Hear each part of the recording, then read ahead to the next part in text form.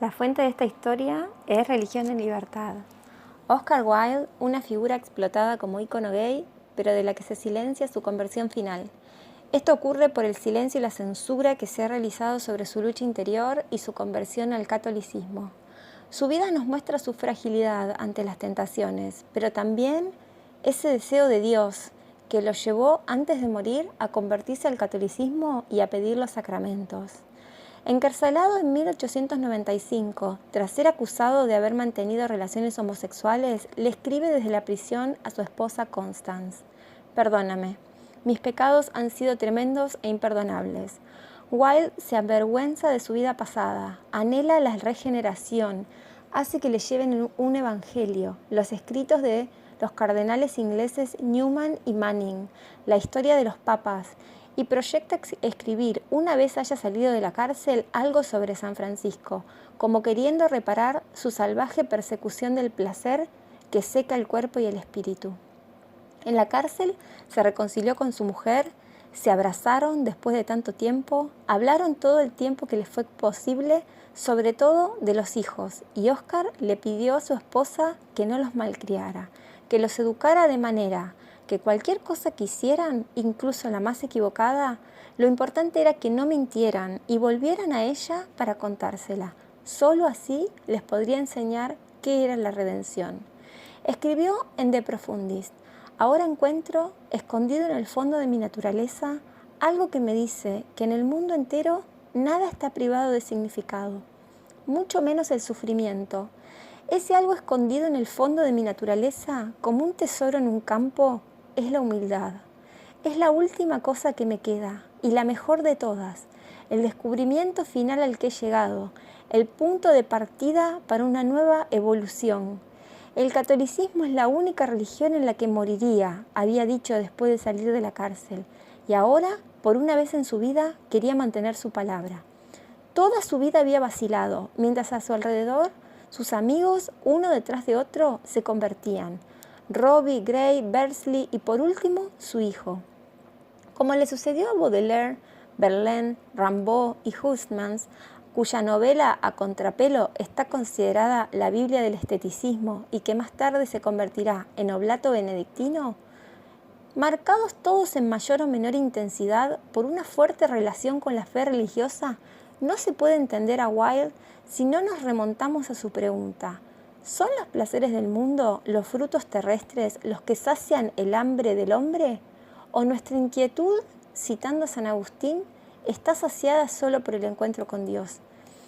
A continuación citamos algunas frases de De Profundis, escrito cuando el poeta ya no estaba en la escena pública, sino debajo del pedestal, lugar en el que él mismo había querido estar para ser, por sí mismo, el sentido de su propia vida. Escrito cuando en lugar de los placeres sensuales y la disipación solo quedaba dolor y soledad, cuando el intento de construir una vida espléndida, más allá del bien y del mal, como si Dios no estuviera y todo fuera lícito, reveló ser un fracaso. Escribe Wilde: «Es necesario que diga, sí, que he sido yo quien me he destruido, que nadie, por grande o pequeño que sea, puede destruirse si no es por sus propias manos. Estoy dispuesto a decirlo y estoy preparado para confesarlo, aun cuando ahora tal vez no se me quiera creer. Sin ningún tipo de compasión, sostengo contra mí mismo la implacable acusación. Por terrible que haya sido el mal que el mundo me ha causado, más terrible ha sido el que me causé a mí mismo.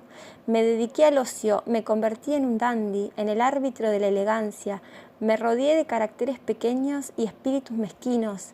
Dilapidé mi propio genio y encontré una extraña alegría malgastando una juventud que creía debía ser eterna. Cansado de vivir en la cima, descendí voluntariamente al abismo, buscando nuevas sensaciones. La perversidad pasó a ser en el ámbito de la pasión lo que la paradoja había sido en el ámbito del pensamiento. Por último, el deseo se convirtió en enfermedad o en una locura o en ambas cosas.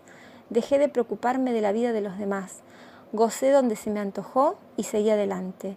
Olvidé que cada pequeña acción cotidiana forma o destruye el carácter y que en consecuencia un día tendremos que gritar desde el tejado al mundo entero lo que hemos hecho en la intimidad de la alcoba.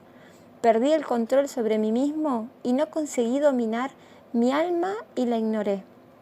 Permití que el placer gobernara mi vida y acabé sufriendo esta terrible vergüenza. Ahora solo me queda una cosa, la absoluta y perfecta humildad. Después, hablando sobre Jesús, escribe: ciertamente Él tuvo piedad de los pobres, de los presos, de los humildes, de los miserables, pero tuvo aún más piedad de los ricos, de los hedonistas, de los que sacrifican su libertad y se convierten en esclavos de las cosas, de los que llevan vestiduras finísimas y viven en magníficos palacios. La opulencia y el placer le parecieron tragedias mayores que la pobreza y el dolor. En Navidad conseguí una Biblia griega y cada mañana, después de haber barrido mi celda y haber limpiado mis utensilios, leo un pasaje de los Evangelios, una docena de versículos elegidos al azar. Es un modo delicioso de empezar la jornada. Todos, incluso quienes llevan una vida turbulenta y desordenada, deberían hacer lo mismo.